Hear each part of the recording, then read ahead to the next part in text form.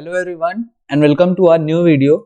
Today we will be discussing another problem from Codeforces and it is from the contest educational round 119 and the problem is equal or not equal. So let's get to the problem statement.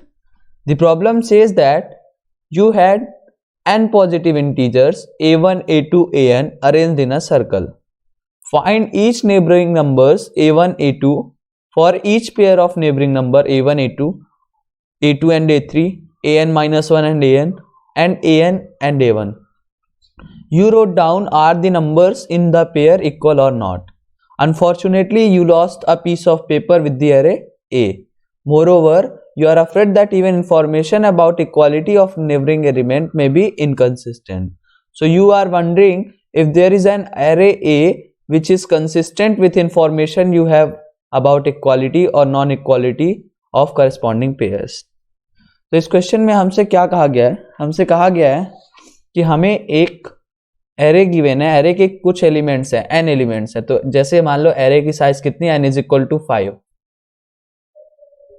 n equal to 5. ठीक है, तो हमें क्या given है, हमारे ये जो पांचों एलिमेंट हैं वो कुछ भी रैंडम एलिमेंट्स हो सकते हैं, a1, a2, a3, a4 और a5, ये पांचों एलिमेंट. अब ये सर्कल में अरेंज्ड है तो इसका मतलब क्या होगा, a1 और a2 पेयर होंगे, ठीक है, a2 और a3 पेयर होंगे, ठीक है, a3 और a4 पेयर होंगे, ठीक है, सिमिलरली a4 और a5 पेयर होंगे और लास्ट पेयर क्या होगा, जो भी हमारा लास्ट एलिमेंट होगा उसका पेयर बनेगा किसके साथ, जो भी हमारा फर्स्ट एलिमेंट होगा यानी a5 और a1. ये कुछ इस प्रकार से अरेंज्ड है. और हमें क्या गिवन है, हमें गिवन है क्या a1 a2 इक्वल है, हाँ कि ना. अगर ये इक्वल है, a1 a2 इक्वल है तो हमें क्या गिवन होगा, e. ठीक है, उसके बाद क्या गिवन है, अगर a2 और a3 इक्वल है तो हमें फिर से क्या गिवन होगा, e. अगर a3 और a4 इक्वल नहीं है, ये इक्वल नहीं है तो हमें क्या गिवन होगा, n. अगर a4 और a5 इक्वल हैं तो हमें फिर से क्या गिवन होगा, e. और a5 और a1 इक्वल हैं तो इसका मतलब हमें क्या गिवन होगा, e. वरना हमें क्या गिवन होगा, अगर इक्वल नहीं है मान लो तो n गिवन होगा. तो हमें कुछ इस प्रकार की एक स्ट्रिंग दी जाएगी, e और n की कंप्राइज करती. तो यहाँ पे क्लियरली मेंशन्ड है कि फर्स्ट लाइन में हमें number of test cases given होंगे, नंबर ऑफ टेस्ट केसेस, और उसके बाद हर टेस्ट केस में क्या मिलेगा, first and only line of each test case contains a non empty string S. हमें ये स्ट्रिंग जो मैंने बताई e और n की कंप्राइज करने वाली वो स्ट्रिंग दी जाएगी, consisting of character e and और n. e हो सकता है या फिर n हो सकता है, दोनों भी हो सकते हैं. The length of s is equal to size of array n.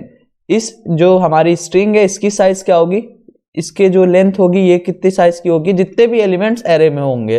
जैसे यहाँ पे n इक्वल टू 5 था तो स्ट्रिंग कितने साइज की थी, 1 2 3 4 5 लेंथ की थी. और n हमारा 2 और 50 के बीच में ही होगा. For each i from 1 to n if si is equal to e. अगर si किसके इक्वल है, e के, तो इसका मतलब क्या है, ai is equal to ai of +1. यानी अगर s1 गिवन है किसके इक्वल, अगर हमारे स्ट्रिंग 1 जो है वो किसके इक्वल गिवन है, स्ट्रिंग 1 हमें e गिवन है, तो इसका मतलब क्या है, एरे ऑफ 1 और एरे ऑफ 2 इक्वल होंगे. और एक और केस हमें स्पेशल गिवन है, जब i is equal to n होगा, i is equal to n यानी यहाँ पे 5 वाला केस होगा, तब हम क्या चेक करेंगे, हम चेक करेंगे a1 और जो भी हमारा लास्ट एलिमेंट है यानी a1 और a5, इन दोनों को चेक करेंगे, a1 और an. Similarly if si is equal to n, इसका मतलब क्या होगा, अगर si हमारा इक्वल हो जाता है n के, इसका इनडायरेक्टली मतलब क्या है कि करस्पॉन्डिंग वाले जो हैं, करस्पॉन्डिंग वाले वो इक्वल नहीं होंगे. तो ये हमसे बोला गया है कि for each test case print yes if it's possible to choose array A that are consistent with information as you know, otherwise print no. It can be proved that if there exists some array A, then there exists an array of positive integer with values less than or equal to 10 to the power 9. तो अब इसके कुछ examples देखते हैं और इसे समझते हैं. अगर हमें एग्जांपल गिवन है en, ठीक है, ये हमें एक एग्जांपल गिवन, तो हमें बताना है क्या इस इंफॉर्मेशन से कोई एरे एग्जिस्ट करता है. अगर फर्स्ट एलिमेंट e है, इसका मतलब क्या है, a ऑफ 1 और a ऑफ 2 इक्वल होंगे, तो a ऑफ 1 को अगर मैं 1 ले लेता हूं तो a ऑफ 2 हमारा क्या हो जाएगा, ये भी 1 हो जाएगा। ठीक है, सेकेंड वाला क्या है, n है, इसका मतलब क्या है, a ऑफ 2 नहीं इक्वल होगा किसके, नॉट इक्वल हो जाएगा a ऑफ 3 के। तो a ऑफ 2 अगर 1 है तो हमारा a ऑफ 3 क्या हो सकता है, 1 को छोड़ के कोई भी वैल्यू, यानी मैं 2 ले लेता हूं। फिर उसके बाद e गिवन है फिर से, तो इसका मतलब क्या है, a ऑफ 3 इक्वल होगा किसके, a ऑफ 4 के। तो a ऑफ 3 क्या है हमारा 2, a ऑफ 4 किसके इक्वल होगा 2 के। ठीक है, उसके बाद हमें क्या गिवन है, हमें फिर से गिवन है e, इसका क्या मतलब है, a ऑफ 4 इक्वल टू किसके हो जाएगा, a ऑफ 5 के। तो ये हमारा फिर से a ऑफ 4 a ऑफ 5 के इक्वल होगा, यानी ये भी 2 होगा। और लास्ट में हमें क्या गिवन है, नॉट इक्वल, ये किसके लिए होगा, a ऑफ 5, ये नॉट इक्वल होगा किसके, ये नॉट इक्वल हमारा होना चाहिए a ऑफ 1 के। तो अगर हम कंपेयर करें क्या हमारा a ऑफ 5 नॉट इक्वल है a ऑफ 1 के, हाँ नॉट इक्वल है। तो ये वाले केस से हम एक एरे बना सकते हैं। बट अगर हम इसी एरे में एक और मॉडिफिकेशन करते हैं, हम क्या करते हैं, ये जो हमारा n है फर्स्ट वाला, इसको हम e कर देते हैं, यानी क्या केस रहेगा, e e e e n, सिर्फ हमने ये मॉडिफिकेशन किया। अब क्या इस पेयर के साथ, इस पेयर के साथ कोई वैल्यू एग्जिस्ट कर सकती, देखते हैं। फर्स्ट और सेकंड इक्वल होंगे, क्यों, क्योंकि ये हमारा e है, तो a1 इक्वल टू a2 होना चाहिए, यानी 1 1। फिर से a2 इक्वल टू a3 होना चाहिए, क्योंकि नेक्स्ट वाला भी हमारा क्या है e, तो ये भी क्या हो जाएगा 1 हो जाएगा। उसके बाद a3 इक्वल टू a4 होना चाहिए, क्योंकि ये हमारा क्या है, ये भी हमारा e है, तो ये हमारा फिर से 1 हो जाएगा। उसके बाद क्या होना चाहिए, a4 इक्वल टू a5 होना चाहिए, क्योंकि ये हमारा e है, तो a4 a5 के इक्वल होगा, यानी 1। और लास्ट में क्या है n, इसका मतलब क्या है, a5 not equal to a1 होना चाहिए। बट अगर हम यहाँ पे देखें a5 क्या है 1, a1 क्या है 1, ये दोनों इक्वल है, तो इस केस में हम एरे नहीं बना सकते हैं। तो इस केस में हमारा क्लियर आंसर क्या होगा, नो, और ऊपर हमारा आंसर क्या होगा, यस। तो इस प्रकार से हमें इस क्वेश्चन को प्रोसीड करना है। तो अब हम देखते हैं इस क्वेश्चन के लॉजिक को हम कैसे फॉर्म करेंगे। तो इस क्वेश्चन में हमने क्या देखा, सबसे इंपॉर्टेंट पार्ट क्या था, इस क्वेश्चन में जितनी भी स्ट्रिंग दी गई हो, E N E E N E, कुछ भी गिवन हो, यहाँ पे हमें फोकस कहाँ पे करना है, लास्ट वाले पे, लास्ट वाले एलिमेंट पे फोकस क्यों करना है हमें, लास्ट वाले एलिमेंट में फोकस इसलिए करना है क्योंकि यहां से यहां तक तो हम कंस्ट्रक्ट कर सकते हैं, और जो लास्ट वाला होगा वो कंस्ट्रक्ट करने के लिए नहीं काम आएगा, वो सिर्फ किसके लिए काम आएगा, फर्स्ट वाले को, एरे के फर्स्ट एलिमेंट को एरे के लास्ट एलिमेंट से कंपेयर करने के। ये वाला पार्ट कंस्ट्रक्ट करने के काम आएगा और ये वाला चेक करने के। इससे हम कंस्ट्रक्ट कर देंगे एक स्ट्रिंग और इससे हम क्या कर लेंगे, चेक कर लेंगे। ठीक है, अब एक कुछ केसेस देखते हैं, दो केसेस होंगे। अगर लास्ट वाला एलिमेंट क्या होगा, n होगा, और लास्ट वाला एलिमेंट y होगा, सिर्फ दो ही केस होंगे। तो फर्स्ट केस हमारा क्या है, इफ लास्ट जो है वो किसके इक्वल हो जाएगा, वो n के इक्वल हो जाएगा। मतलब लास्ट वाला अगर n है, इसका इनडायरेक्टली क्या मतलब है, लास्ट वाला n है, इसका मतलब क्या है, अगर यहाँ पे हमारा फर्स्ट एलिमेंट 1 है तो लास्ट एलिमेंट 1 नहीं होना चाहिए, तो क्या होना चाहिए, 2 मान लेते हैं, 2 मान लेते हैं, 2 की जगह 5 मान लेते हैं, कुछ भी 2 मान लेते हैं, मान लो लास्ट एलिमेंट। ठीक है, अब यहाँ पे कुछ केस होने चाहिए, मतलब ये 1 है तो यहाँ पे क्या क्या वैल्यूज रखें कि ये हमारा सेटिस्फाई हो जाए यस के लिए। तो हम क्या रख सकते हैं यहाँ पे, अगर e है तो इसका मतलब क्या, 1 और 1, फिर से e है तो 1 और 1, फिर से e है तो 1 और 1, फिर से e है तो 1 और 1, फिर से e है तो 1 और 1। तो अगर हम देखें यहाँ पे 1 2 3 4 5 6 6 साइज की स्ट्रिंग है, 1 2 3 4 5 6 7, ये 7 साइज का हो गया है। तो एक काम करते हैं, इसको हटा देते हैं, हाँ अभी सही है। ये 5 एक 6 साइज का एरे है, 1 2 3 4 5 6 6 साइज का ये हमारी स्ट्रिंग है, और 6 ही साइज का ये हमारा क्या है, एरे है। ठीक है, अब हम देखते हैं इक्वल है, यानी a1 और a2 इक्वल है, हाँ दोनों इक्वल हैं। उसके बाद a2 और a3 इक्वल है, हाँ दोनों इक्वल हैं। a3 और a4 इक्वल है, हाँ दोनों इक्वल हैं। a4 और a5 इक्वल है, हाँ इक्वल हैं। उसके बाद क्या गिवन है हमारा, a4 और a5। उसके बाद हमारा क्या गिवन है, ये और ये लास्ट वाला इक्वल है, क्या, एक और इक्वल होगा, यानी यहाँ पे हमारा 1 होना चाहिए। बट अगर हम यहाँ पे 1 लेते हैं तो इसका इनडायरेक्टली मतलब क्या है, ये दोनों इक्वल हो जाएंगे, जबकि हमें क्या गिवन है, ये दोनों इक्वल नहीं होने चाहिए। ठीक है, तो इस केस में हमें क्या पता चल रहा है कि ये जो 2 है हमारा, ये हमारा यहाँ पे कहीं पे चेंज होना चाहिए। अगर पूरे एलिमेंट्स पीछे के इक्वल हैं तो उसका इनडायरेक्टली मतलब क्या है, ये हमारा नॉट इक्वल नहीं हो सकता है। मतलब अगर हमारा यहाँ पे लास्ट वाला नॉट इक्वल है, इसका इनडायरेक्टली मतलब क्या है, इससे पहले हमारे पास कम से कम एक नॉट इक्वल आना चाहिए। फिर से एग्जांपल लेते हैं, नेक्स्ट एग्जांपल लेते हैं, इससे समझ आ जाएगा हमें। अगर हमारा एग्जांपल गिवन है ई ई ई, एक एन दे देते हैं बीच में और फिर कितने भी ई दे दो, ठीक है, फिर से कितने भी ई दे दो, एक ई दे दो, दो ई दे दो, कुछ भी दे दो, बेसिकली एक एन आना चाहिए अगर लास्ट में हमारे पास एन है।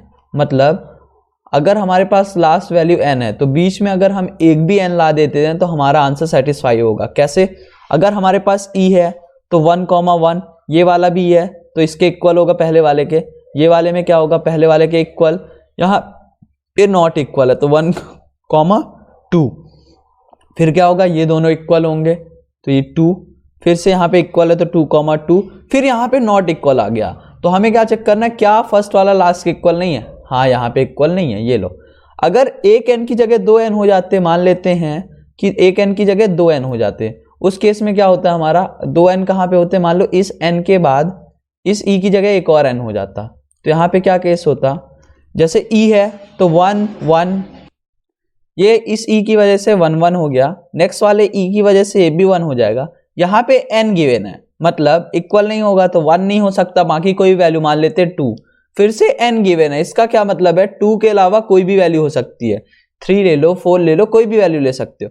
अगर हमने फिर से 1 ली तो क्या होगा, 1, और इसकी वजह से फिर से 1, इसकी वजह से फिर से 1, बट ये नॉट इक्वल वाला क्राइटेरिया सेटिस्फाई नहीं हो रहा है, तो हम यहाँ पे 1 नहीं लेंगे, हम यहाँ पे क्या ले लेते हैं, 3, यहाँ पे हमने क्या ले लिया 3। अब यहाँ पे फिर से इक्वल है तो फिर से ये इसके इक्वल हो जाएगा, यहाँ पे फिर से इक्वल है तो ये इसके इक्वल हो जाएगा, तो ये 3 हो जाएगा। और लास्ट में अगर हम कंपेयर करें तो फर्स्ट और लास्ट नॉट इक्वल होना चाहिए, हाँ लास्ट में देखें हम तो ये दोनों नॉट इक्वल नहीं है, तो हमारी कंडीशन सेटिस्फाई हो जाती है। कितने भी एन आए बीच में हमारे सेटिस्फाई कर जाएगा। अगर हमारा लास्ट में एन है, इसका इनडायरेक्टली मतलब क्या है, लास्ट से पहले एक और एन हमारे स्ट्रिंग में आना चाहिए। तो ये हमने पहली चीज फिगर आउट की। क्या फिगर आउट की, इफ एरे ऑफ नहीं, स्ट्रिंग ऑफ, जो भी हमारी स्ट्रिंग है उसकी जो साइज है -1, यानी लास्ट कैरेक्टर जो है वो इक्वल हो जाता है किस चीज के, अगर वो n के इक्वल हो जाता है, उस केस में हमें क्या चेक करना है, उस केस में हमारी 2 कंडीशन आएंगी। अगर हमारा जो स्ट्रिंग है कहां से लेकर के कहां तक, 0 से लेकर के str की जो भी साइज होगी -2, मतलब उससे एक पहले तक, लास्ट से एक पहले तक, अगर ये किसके एक से ज्यादा n हो जाते हैं, 1n+ हो जाते हैं, तो इस केस में हमारा क्या होगा, यस, वरना क्या होगा, नो हो जाएगा। यहाँ पे 2 केसेस हो चुके हैं हमारे। अब हम जाते हैं नेक्स्ट केस पे। अभी हमने देखा अगर लास्ट स्ट्रिंग जो है वो n है, अब हम देखेंगे अगर लास्ट स्ट्रिंग क्या है, यस है, मतलब अगर हमारा लास्ट वाला क्या हो जाता है, y हो जाता है। इस केस में क्या होना चाहिए, सॉरी लास्ट में y की जगह क्या नहीं होना चाहिए, लास्ट में हमारा e अगर होता है, लास्ट में हमारा अगर e होता है, इसका इनडायरेक्टली मतलब क्या है, इसका इनडायरेक्टली मतलब ये है, अगर ध्यान से हम ऑब्जर्व करें, अगर हमें कोई भी स्ट्रिंग दी गई है n e e e e e, ठीक है, फर्स्ट स्ट्रिंग ये है, तो इस केस में क्या होगा, n है, इसका मतलब क्या, 1 और 2 इक्वल नहीं होंगे, ठीक है। फिर क्या गिवन है, e, यानी नेक्स्ट 2 इक्वल होंगे, यानी 2 और 2 हो जाएंगे। फिर क्या गिवन है, एक और e, यानी नेक्स्ट 2 फिर से इक्वल होंगे, तो ये 2 2 हो जाएगा। फिर क्या गिवन है, एक और e, यानी ये फिर से 2 2 हो जाएगा, मतलब 1 2 3 4, फिर एक और 2 आ जाएगा इसकी वजह से, ठीक है, यहाँ पे एक और 2 आ जाएगा 4। उसके बाद क्या गिवन है, एक और e गिवन है, इसका मतलब इनडायरेक्टली क्या है, फर्स्ट और लास्ट इक्वल होंगे। क्यों, क्योंकि ये जो n है ये क्या सिंबलाइज करता है, फर्स्ट और सेकंड नॉट इक्वल है। ये e क्या बताता है, सेकंड और थर्ड इक्वल है। ये e क्या बताता है, थर्ड और फोर्थ इक्वल है। ये क्या बताता है, ये हमारा बताता है फोर्थ और फिफ्थ इक्वल है। ये क्या बताता है, फिफ्थ और सिक्स्थ इक्वल है। ये क्या बताता है, सिक्स्थ और फर्स्ट इक्वल है। क्या सिक्स्थ और फर्स्ट इक्वल है, नहीं है, तो ये वाले केस में हमको क्या प्रिंट करना है, नो। एक और एग्जांपल देखते हैं, हमने क्या ऑब्जर्व किया इस केस में, पर्सनल ऑब्जर्वेशन क्या थी मेरी, अगर हमारे पास लास्ट में ई है, लास्ट में हमारे पास अगर क्या है, लास्ट में हमारे पास ई है यहाँ पे, तो इससे पहले अगर सिर्फ एक एन आता है, सिर्फ एक एन आता है तो आंसर क्या होगा, नो होगा। अगर एक से ज्यादा एन आ जाते हैं तो क्या होगा, आंसर हमारे यस होगा। एक और एग्जांपल देखते हैं, ठीक है। सेकंड एग्जांपल हमारा क्या होगा, अगर हमें गिवन है एन और उसके बाद ई एन ई सब ट्रू, अगर एक की जगह दो एन हो जाते हैं तब हम अपना सॉल्यूशन देख रहे हैं, तो क्या होगा, एन है यानी 1 और 2 इक्वल नहीं होंगे, ठीक है। उसके बाद ई है यानी नेक्स्ट वाला इक्वल होगा यानी 2, फिर क्या है, एन है तो ये क्या हो जाएगा 2 और 3, 1 भी ले सकते हैं, कुछ भी ले सकते हैं। अगर 3 लेते हैं तो क्या होगा, यहाँ पे 2 और 3 हो जाएगा। फिर से ई है यानी ये दोनों इक्वल होंगे 3 और 3, ठीक है। फिर से ई है यानी 3 और 3, फिर से ई है तो 3 और 3, ठीक है। कितने ई हो गए, 1 2 3, 3 ही हो चुके हैं। बट यहाँ पे 3 ही नहीं होने चाहिए, कितने होने चाहिए, सिर्फ 2 होने चाहिए। क्यों, क्योंकि ये वाला ई जो है ये हमारा फर्स्ट और लास्ट के लिए, तो हमें कहाँ पे रुक जाना है, यहाँ पे रुक जाना है। क्यों, क्योंकि हमारी जो साइज ऑफ एरे है वो किसके इक्वल होनी चाहिए, जो भी स्ट्रिंग की लेंथ है। कितनी, 1 2 3 4 5 6, 1 2 3 4 5 6 एलिमेंट, 1 2 3 4 5 6। अब इसका इनडायरेक्टली मतलब क्या है, 3 और 1 क्या होना चाहिए, इक्वल होना चाहिए। तो आप बोल रहे होगे ये गलत हो गया, नहीं गलत हुआ। यहाँ पे जब हमने नॉट इक्वल हुआ था, यहाँ पे फर्स्ट और सेकंड नॉट इक्वल था तो हमने 1 और 2 ले लिया। यहाँ पे सेकंड और थर्ड इक्वल था तो हमने क्या ले लिया, 2 और 2 ही रहने दिया। यहाँ पे नॉट इक्वल, यहाँ पे इक्वल। थर्ड में जैसे ही नॉट इक्वल हुआ तो हमने क्या ले लिया, 2 के बाद हमने 3 ले लिया। हम इस 3 को क्या कर सकते हैं, हम इस 3 को 1 भी तो ले सकते हैं। अगर हम इस 3 को 1 लेते हैं मान लो, तो ये वाले केस से क्या आ गया, 2 और 1 आ गया। फिर से ये दोनों इक्वल हैं तो ये क्या होगा, 1 और 1 हो जाएगा। फिर से क्या इक्वल है तो 1 और क्या हो जाएगा, 1 हो जाएगा। और लास्ट में अगर तुम देखो तो ई है तो क्या 1 और 1 इक्वल है, हाँ इक्वल है। मतलब हम वैल्यूज को रिपीट कर सकते हैं। सिंपल हमको क्या ध्यान रखना है, यहां से हमको क्या ऑब्जर्वेशन मिली, अगर हमारे पास लास्ट में ई है तो पीछे एक एन नहीं होना चाहिए। अगर एक से ज्यादा है तो चलेगा, बट एक एन नहीं होना चाहिए किसी का हाल में, ठीक है। 0 एन भी चलेगा, क्यों 0 एन क्यों चलेगा, क्योंकि अगर सभी इक्वल हैं, मतलब 1 1 1 1, तो फर्स्ट और लास्ट भी इक्वल होंगे। मतलब एक एन नहीं आना चाहिए जब हमारे पास लास्ट में ई है, और जब हमारे पास लास्ट में एन है उसका मतलब क्या है कि एक एन से ज्यादा ही आना चाहिए, ठीक है। तो एन वाले केस में क्या होना चाहिए, एन वाले केस में हमारे पास एक से ज्यादा एन होना चाहिए, मिनिमम एक एन होना चाहिए, उससे ज्यादा चलेंगे। और ई वाले केस में एक ही एन नहीं होना चाहिए, उससे कम उससे ज्यादा चलेंगे। तो चलिए चलते हैं अपने एडिटर के ऊपर और इसके लिए कोड लिखते हैं। आ चुके हम अपने एडिटर के ऊपर। अगर हम ध्यान दें कि हमें क्या, बॉयलर प्लेट बना के रखी है, ये रही हमारी बॉयलर प्लेट। यहाँ पे हमारा क्या है, यहाँ पे आपको अगर देखना कैसे बनाना है तो आप नीचे कमेंट कर सकते हैं, मैं इसके ऊपर एक वीडियो बना सकता हूँ। यहाँ पे हमने क्या किया, सबसे पहले number of test cases input कराया। उसके बाद जब तक हमारे पास टेस्ट केस हैं तब तक हम क्या करेंगे, सबसे पहले हमें क्या इनपुट कराना है, सिंपल हमें क्या कराना है, हर बार एक स्ट्रिंग इनपुट करानी है। तो इंट एन की जगह हम क्या लिखेंगे, हमको हमारी स्ट्रिंग इनपुट करानी है तो स्ट्रिंग, ठीक है, str, ठीक है। इसे इनपुट करा लेंगे तो cin str। और हमें पता है यहाँ पे हमारा क्या होगा, यहाँ पे हमारा पूरी लाइन इनपुट नहीं कराना, क्योंकि ये हमारा क्या होगा, एक वर्ड होगा। तो यहाँ पे हम गेट लाइन फंक्शन का यूज नहीं कर रहे हैं। अब हमारे पास 2 केसेस है। पहला केस क्या है, इफ जब भी हमारा str ऑफ किस चीज का, str का लास्ट एलिमेंट, str का लास्ट एलिमेंट कैसे मिलेगा, str डॉट साइज हमारा क्या देगा, उसकी साइज दे देगी, ठीक है। str डॉट साइज उसकी साइज दे देगी। और हमारा जो भी इसका क्या होता है, लास्ट एलिमेंट क्या होता है, साइज -1, क्योंकि इंडेक्सिंग कहां से चालू होती है, 0 से। मतलब अगर हमारे पास स्ट्रिंग गिवन है en, इसका मतलब क्या है, इसकी साइज क्या है, 4। बट अगर हम लास्ट वाले का इंडेक्स देखें वो क्या होगा, 0 1 2 3। तो हम ये क्या चेक करना है, 3। तो यहाँ पे str डॉट साइज हमें 4 देगा, -1, यानी हम थर्ड इंडेक्स को चेक कर रहे हैं। हमें क्या चेक करना है, क्या वो किसके इक्वल है, क्या वो हमारा इक्वल है n के। ये हमारा क्या रिटर्न करेगा, तो हम क्या टाइप का n ले रहे हैं। अगर वो n के इक्वल है तो हमने क्या बोला, अगर वो n के इक्वल है तो हम क्या चेक करेंगे कि उसमें कितने उसमें कितने n पहले अवेलेबल हैं। तो हम क्या बना लेते हैं, एक काउंट बना लेते हैं, इंट काउंट। ये किसके इक्वल होगा, ये हमारा इनिशियली 0 के इक्वल होगा। उसके बाद हम कहां से कहां तक चलेंगे, for int i is equal to 0 से कहां तक चलेंगे, i लेस देन जो भी हमारे str.size,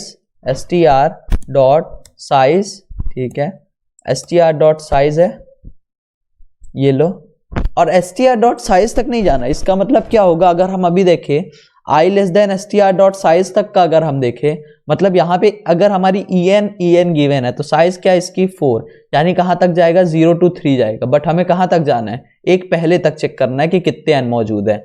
तो हम क्या करेंगे 0 to str.size -1 तक जाएंगे, तो str.size -1 तक जाएंगे, ठीक है।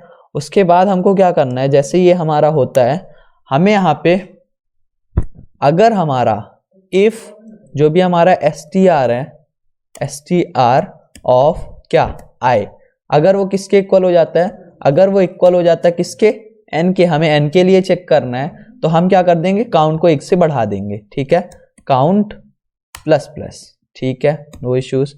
उसके अलावा जैसे ये फॉर लूप खत्म होगा, हमारे पास क्या आ जाएगी, हमारे पास काउंट की वैल्यू आ जाएगी। जैसे ही काउंट मिलती है तो हम क्या चेक कर लेंगे, इफ अगर हमारा काउंट जो है, काउंट वो किसके इक्वल हो जाता है, अगर वो 1 या फिर उससे बड़ा है तो count is greater than equal to 1।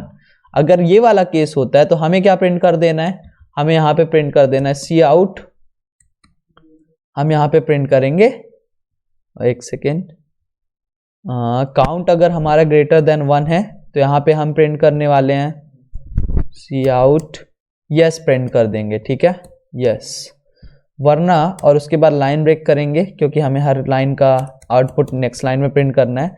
Else case में क्या आएगा हमारा, एल्स केस में हमारा आ जाएगा नो, एल्स में हमारा आ जाएगा नो। तो इसी लाइन को कॉपी पेस्ट करते हैं और यहाँ पे यस की जगह क्या कर देते हैं, नो कर देते हैं। ये हमारा क्या था, पहला केस था जब हमारे पास क्या था, जो भी हमारे पास n था वो हमारा लास्ट एलिमेंट था। अब हम एल्स पे आते हैं। एल्स में हमारा क्या देखना है, एल्स में हमें देखना है जब हमारे पास लास्ट में क्या था, ई था। मतलब जब हमारे पास लास्ट में ई है तो हमने क्या ध्यान रखा, हमने ये ध्यान रखा कि हमारे पास जो नंबर ऑफ n है वो कितने नहीं होने चाहिए, वो 1 नहीं होने चाहिए। 1 वाला केस नहीं होगा, बाकी हर केस चलेगा। तो मतलब यहाँ पे हमें क्या करना है, फिर से एक काउंट बनाना है, तो हम काउंट बनाएंगे और कितने n है पहले तो वो काउंट करेंगे।